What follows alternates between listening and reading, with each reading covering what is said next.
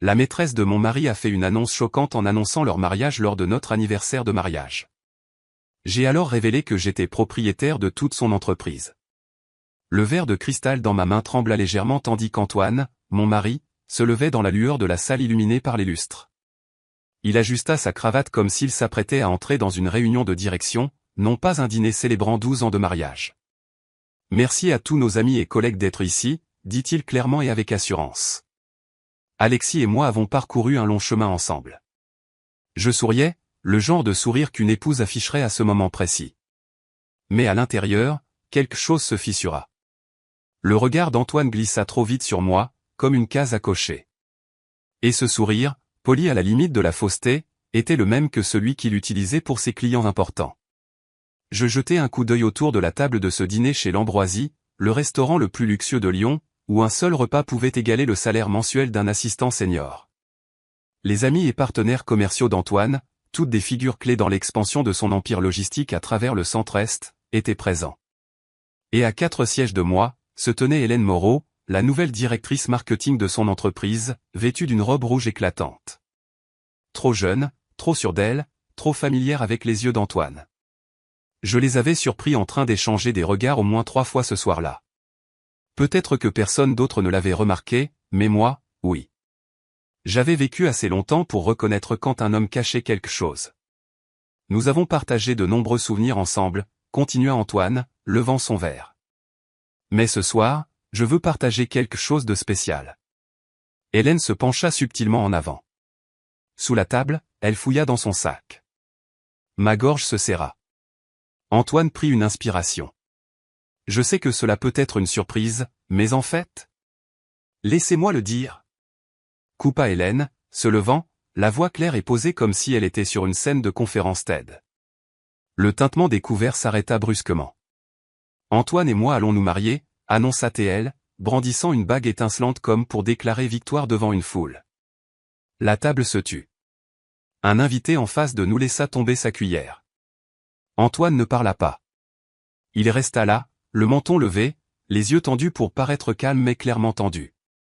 Je posai mon verre doucement, sans faire de bruit. Chaque paire d'yeux dans la pièce était rivé sur moi, attendant une réaction. Des larmes? Une gifle? Des cris. Hélène continua de sourire, radieuse comme si elle venait de gagner un concours de beauté. Il mérite le vrai bonheur, dit-elle. Et moi, j'ai la chance d'être celle qui peut lui offrir ça. Je ne pleurais pas. Je me tins droite et fixai Antoine du regard, et je souriais.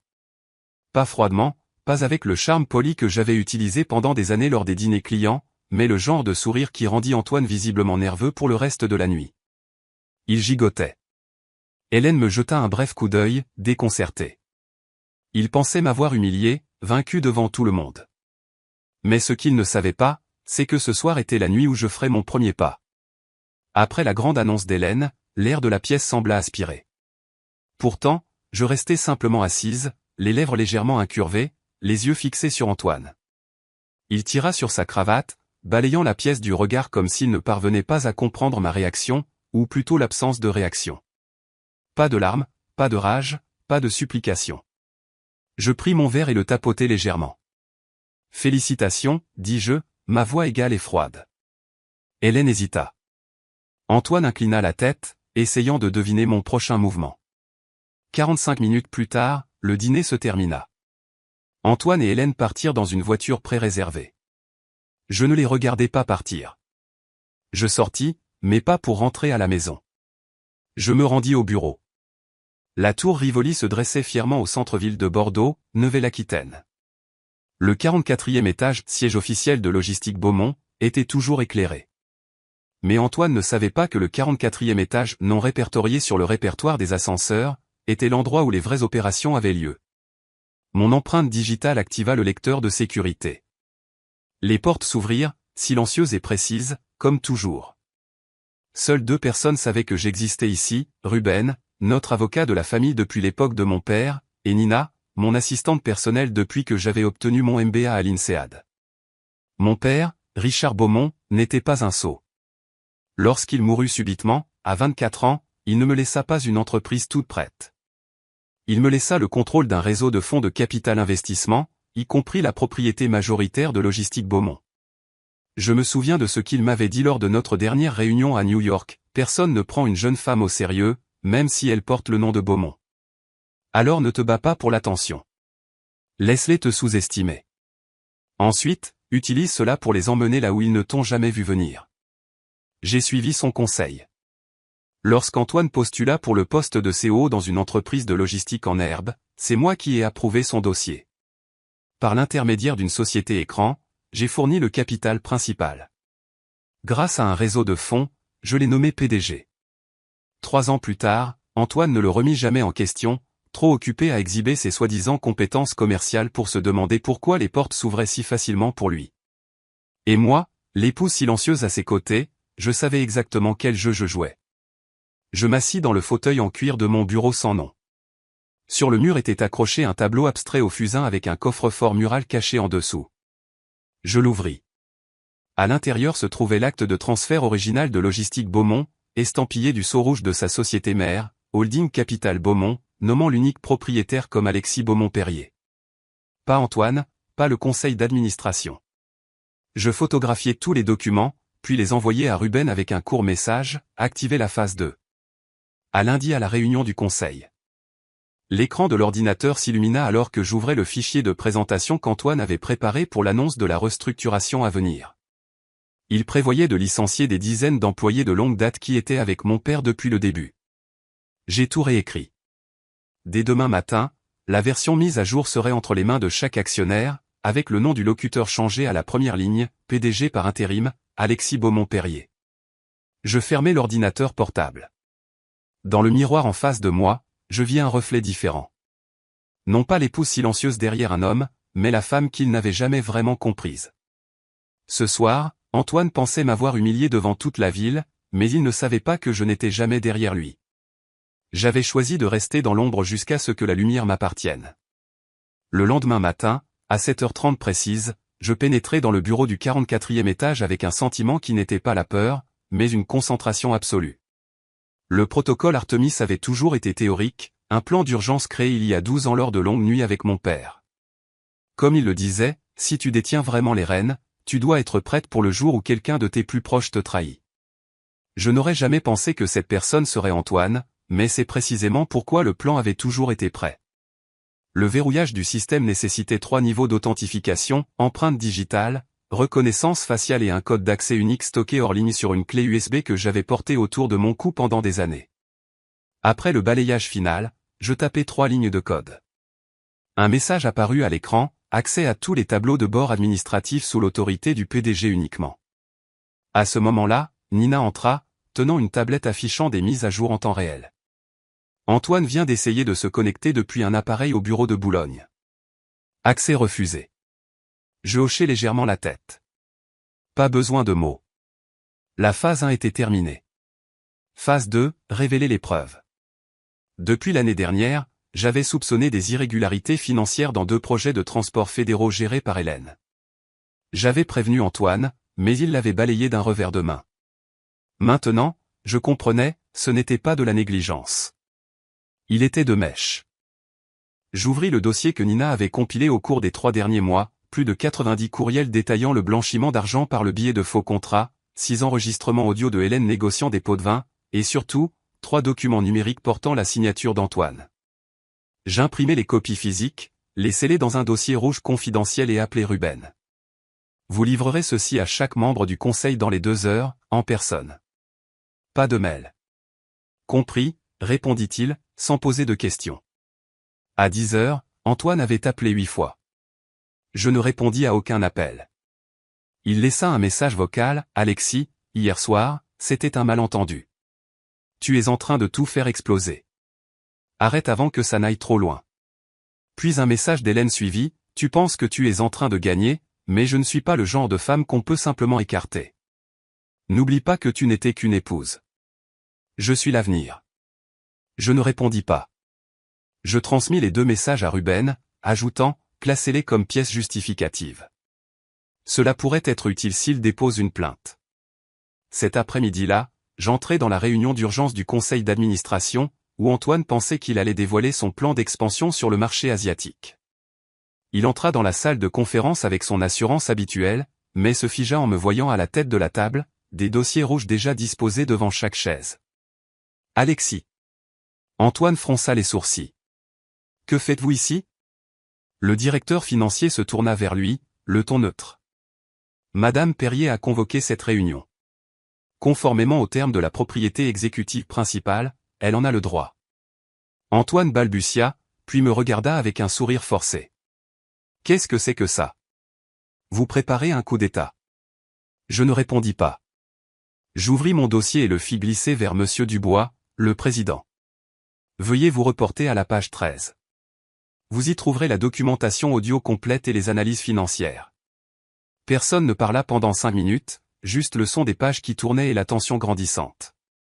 Hélène n'était pas présente, mais son nom apparaissait dans chaque document. Finalement, Monsieur Dubois s'éclaircit la gorge et regarda Antoine.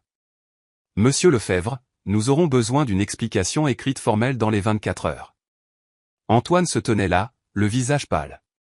Il me regarda mais n'osa pas prononcer mon nom. Je me levai et ramassai mes dossiers. Cette réunion est levée. J'ai un emploi du temps chargé la semaine prochaine. En tant que PDG par intérim de Logistique Beaumont, je recommande de commencer un audit complet de tous les contrats des 6 derniers mois. Je sortis en entendant les murmures derrière moi, que vient-il de se passer ? Qui est-elle vraiment ? Et ce n'était que le début. 3 semaines après avoir activé le protocole Artemis, la réunion annuelle des actionnaires de Logistique Beaumont eut lieu au Grand Hôtel de la Paix, au 37e étage, le même lieu où le portrait d'Antoine était autrefois accroché, étiqueté, fondateur et jeune PDG acclamé. Aujourd'hui, ce portrait avait disparu. J'arrivais 15 minutes avant l'ouverture. Un simple costume gris, une queue de cheval basse, pas de maquillage épais, mais mon regard avait changé. Non plus l'épouse derrière un traître. Maintenant, la femme qui reprenait ce qui avait toujours été le sien. La salle principale brillait sous les lustres et les caméras de diffusion interne. Plus de 80 actionnaires remplissaient les rangées. La plupart d'entre eux des personnes qui n'avaient jamais su qui j'étais, ou qui avaient autrefois supposé que je n'étais qu'une épouse. À 9 heures précises, Antoine monta sur l'estrade. Les yeux cernés, le visage creusé, mais essayant toujours de stabiliser sa voix. Bonjour à tous. Merci d'être ici aujourd'hui. Je sais qu'il y a eu des malentendus et des perturbations internes récemment, mais je suis ici pour réaffirmer mon leadership et l'orientation future de Beaumont. Quelques applaudissements polis résonnèrent, principalement de la part de petits actionnaires qui n'avaient pas encore pris connaissance des nouvelles. Je ne me levai pas immédiatement. J'attendis qu'Antoine ait fini de présenter son rapport financier falsifié, plein de graphiques colorés masquant une perte de 3,8 millions de dollars du projet régional du Centre-Est. Juste au moment où il s'apprêtait à passer aux stratégies de restructuration, je montai sur scène, calme, sans avoir besoin d'introduction. Si je peux me permettre d'interrompre. Antoine se figea. Alexis, ce n'est pas le moment. Je suis Alexis Beaumont-Perrier, dis-je clairement dans le microphone. Propriétaire légal de 64,3% de Logistique Beaumont. Le silence tomba dans la pièce. Antoine balbutia, « Quoi, de quoi parlez-vous » Je fis un signe de tête au technicien près du projecteur. Le gigantesque écran LED s'alluma, affichant l'organigramme juridique de l'entreprise. Niveau de propriété, Société Immobilière Beaumont. Présidente, Alexis Beaumont-Perrier. Niveau exécutif, Antoine Perrier, PDG par intérim, précédemment suspendu. Une vague de murmures traversa la pièce. Je continuai, Antoine Perrier a été nommé PDG il y a 14 ans en vertu d'un accord de gestion d'actifs familiaux, avec des pouvoirs strictement limités par des clauses de protection du patrimoine. Il n'a jamais été autorisé à transférer des actions, à approuver des projets de plus de 500 000 $ ou à nommer du personnel senior sans mon consentement écrit. Je me tournai vers le conseil. J'ai des preuves suffisantes que ces clauses ont été violées à plusieurs reprises au cours des 3 dernières années. Un membre plus âgé du conseil prit la parole. Nous n'avons jamais été informés que vous étiez derrière toute la structure. Je n'ai jamais eu besoin d'un titre, répondis-je. J'avais besoin de sécurité, jusqu'à ce que la sécurité n'existe plus. Je cliquai sur la diapositive suivante. L'écran passa à une série de courriels, des échanges codés entre Antoine et Victoire Delacroix. Victoire n'était pas dans la pièce, mais son image était d'une clarté cristalline, vêtue d'une robe rouge foncé, participant à une fête à Marseille, tenant une coupe de champagne et souriant en agitant une clé USB contenant des fichiers de projet internes. Je fis une pause pour laisser le public assimiler l'image, puis je parlais, c'était une assistante de projet de niveau intermédiaire, sans autorisation pour les documents classifiés, et pourtant elle a obtenu des données complètes sur la route logistique nord-sud, volé des informations clients et les a divulguées à nos concurrents, Compagnie maritime de la Croix du Sud, où elle occupe désormais le poste de CCO nouvellement nommé. Le visage d'Antoine devint pâle. Certains actionnaires se levèrent. L'un d'eux dit à voix haute, « Vous appelez ça une restructuration, Antoine ?» Je conclus, en tant que propriétaire légal et dirigeante par intérim autorisée par le Conseil, je demande par la présente la suspension immédiate de tous les pouvoirs exécutifs détenus par Antoine Perrier et le lancement d'une enquête légale indépendante avec le soutien du cabinet d'avocats Duval et Associés. Je regardais directement la caméra de diffusion interne. Et si Victoire Delacroix regarde cette session, je n'ai qu'une chose à dire, la réputation peut être repeinte, mais la vérité finira par éclater. Des applaudissements éclatèrent, non pas de célébration, mais de choc. Antoine baissa la tête, les poings serrés. Il n'avait plus rien à dire. Je descendis de la scène. Pas besoin de regarder en arrière. Dans les 24 heures suivant la réunion des actionnaires, une déclaration interne a été publiée par le Conseil, Antoine Perrier a été suspendu de son poste de PDG. Victoire Delacroix faisait l'objet d'une enquête pour faute éthique et violation de données d'entreprise. Tout s'est déroulé rapidement, presque impitoyablement, mais personne n'a pu affirmer que c'était injuste. Antoine a été sommé de quitter les lieux dans les 4 heures. Il a quitté le siège de Logistique Beaumont sous les regards indifférents des employés qui le flattaient auparavant. Son badge d'accès a été désactivé. Tous les comptes de système interne, du courrier électronique au portail d'approbation, avaient été verrouillés par le protocole Artemis. Je me souviens encore de l'image d'Antoine dans le hall, appelant furieusement, pour n'obtenir aucune réponse, aucun assistant, aucun avocat, aucune victoire à ses côtés. La BMW noire qu'il conduisait depuis 10 ans. Propriété de l'entreprise. Le Pantouz aux résidences du parc. Enregistré au nom de Société Immobilière Beaumont sous contrôle fiduciaire. Ses comptes de dépenses personnelles. Déjà sécurisés derrière des protocoles d'authentification double qu'il n'avait jamais pris la peine d'apprendre, pensant qu'il était trop malin pour être pris. Le même jour, Duval et Associés ont officiellement soumis une requête pour geler tous les avoirs détenus au nom d'Antoine pendant 60 jours afin de soutenir l'enquête sur la manipulation financière délibérée. Ses comptes personnels ont été gelés. Les cartes de crédit ont été refusées. La montre Patek Philippe qu'il exhibait lors des conférences a été demandée pour être restituée, achetée avec des fonds de l'entreprise sans approbation. Quant à Victoire, sa chute fut plus discrète mais bien plus toxique. Elle a disparu des réseaux sociaux juste après la réunion. Mais 2 jours plus tard, le système interne de Compagnie maritime de la Croix du Sud, où elle venait d'assumer le rôle de CCO, a publié un avis de licenciement citant une violation imprévue de la confidentialité. Ils n'ont pas attendu un verdict. 3 fils de courriel et un seul clip de surveillance de bureau ont suffi à révéler son vrai visage à toute l'industrie. Dans la logistique et le transport, la réputation ne s'achète pas avec du rouge à lèvres ou une robe moulante. Victoire a été mise sur liste noire par toutes les grandes associations de l'industrie. Les invitations à des panels ont disparu. Les contrats avec des tiers qu'elle avait l'habitude de négocier ont été annulés sans hésitation. Plus de titres, plus de revenus, et plus de rêves de jeunes PDG dont elle se vantait dans cette interview locale de Forbes il y a 3 mois. Je ne les ai pas suivis de près. C'est quelqu'un que je connais dans le service juridique des entreprises qui m'a envoyé une photo de Victoire traînant une valise hors d'un service après-vente dans le quartier de la Bourse à Paris après que sa carte ait été refusée. Il pensait détenir tout le pouvoir, que je resterais silencieuse pour toujours, qu'une femme dans l'ombre n'aurait jamais le courage de se manifester. Antoine a essayé de me contacter 2 fois. Une fois par email, une fois par lettre. Les 2 ont été retournés.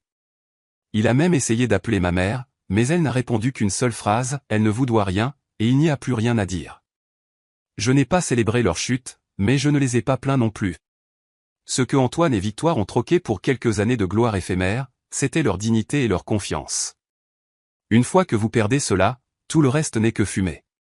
Le lundi matin à 8h30, je suis entré au siège de Logistique Beaumont pour la première fois en tant que ce que je n'avais jamais publiquement revendiqué être, PDG et propriétaire légal de Holding Beaumont.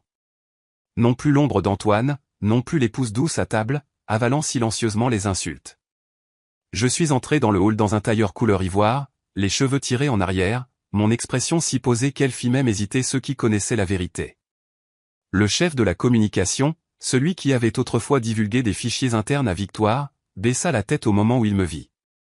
Le responsable comptable, qui avait permis à Antoine d'utiliser les fonds de l'entreprise pour des dépenses personnelles, balbutia pour me saluer comme s'il faisait face à un auditeur. Je ne souris pas. Je n'acquiesçais pas. Je marchais droit devant moi. 30 minutes plus tard, dans la salle de conférence du 15e étage, l'annonce officielle fut diffusée en direct à toutes les succursales du pays. Je me tins au podium et regardai droit dans la caméra. Bonjour. Je suis Alexis Perrier, et c'est peut-être la première fois que vous entendez mon nom en tant que leader, mais la vérité est que je dirige Holding Beaumont depuis 14 ans sous le nom interne d'Artemis Trust. Pas d'applaudissements, personne n'osa parler, mais sur les 15 personnes présentes dans la pièce, pas une seule ne détourna le regard. Je continuai, ma voix posée, je suis resté silencieuse pour protéger la stabilité. Mais ce qui vient de se passer prouve que le silence ne fait que renforcer les mauvaises personnes. À partir d'aujourd'hui, Beaumont entre dans une nouvelle ère.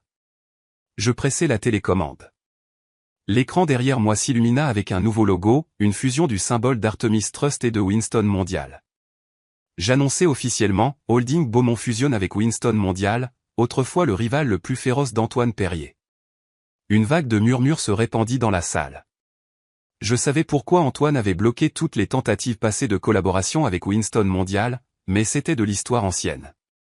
À l'époque, Antoine avait encore un titre.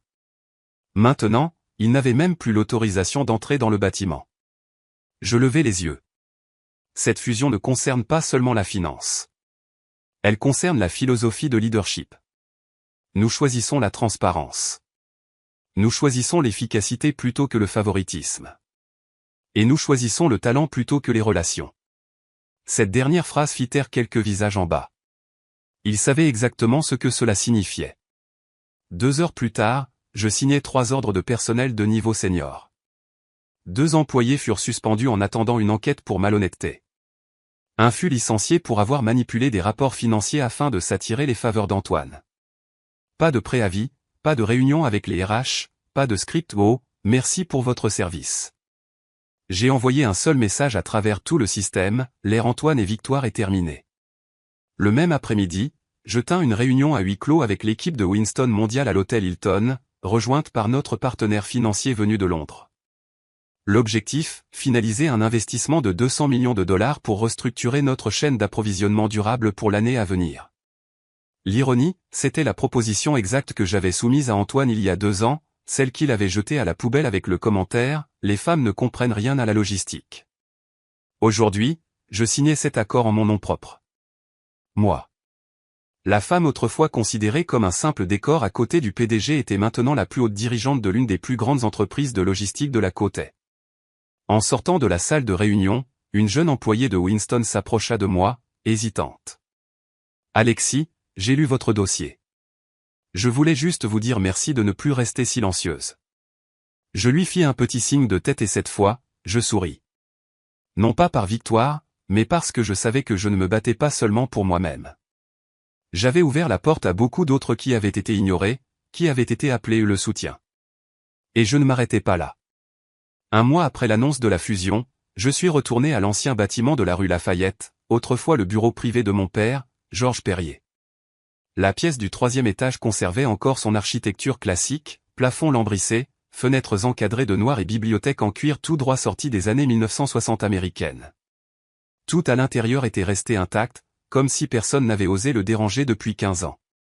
Pas d'écran technologique, pas de tableaux intelligents.